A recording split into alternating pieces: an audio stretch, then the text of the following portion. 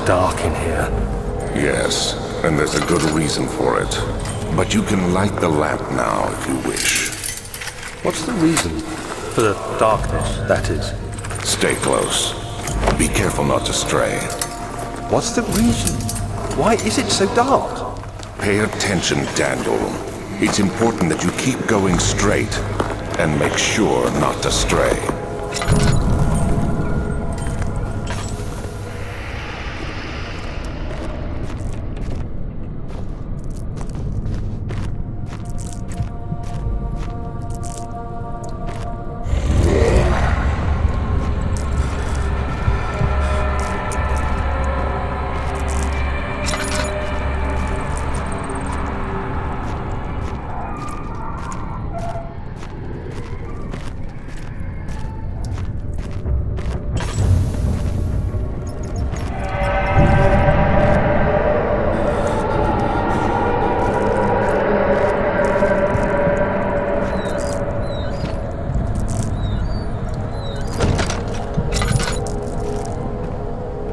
This shouldn't be.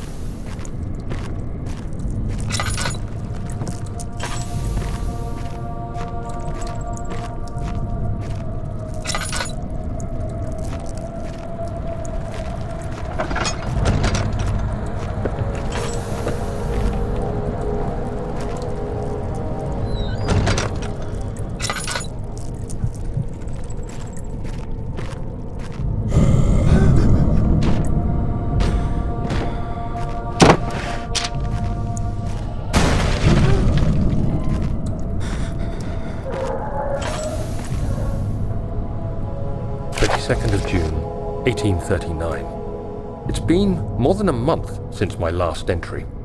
After the event inside the underground chamber in Algeria, Professor Herbert insisted I return to England.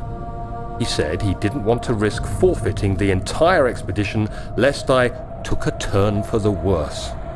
An excessive decision, in retrospect. But I'm glad it turned out that way. I found my journal this morning in the haphazard collection of things brought home from Africa. Next to it lay the broken stone orb wrapped in cloth. I tried to assemble it, but couldn't. The pieces wouldn't fit together, as if they weren't from the same object.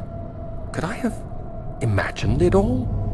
Was there ever a complete orb?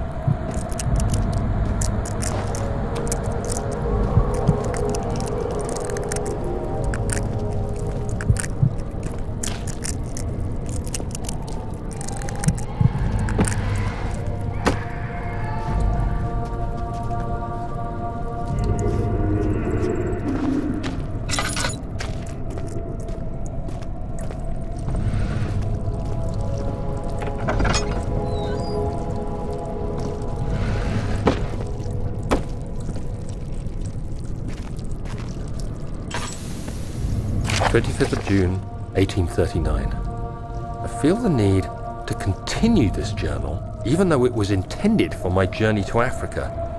This must be something very important. I just know it. I've taken it upon myself to piece the orb back together, but it's been more difficult than one might think. The pieces are behaving strangely. They seem to change color, shape, and texture, but ever so slightly. Yesterday, I took careful measurements and notated any significant markings. Today, I confirmed my suspicions. They were changing. I was terrified and rushed off to see the finest geologist in London, Sir William Smith. I approached the subject with care, and we discussed how rocks change form. He told me about the nature of glass, how it eventually collapses on itself, like ice slowly melting over the course of centuries. Smith eased my mind a bit, but I can't escape the feeling that these shards have otherworldly properties.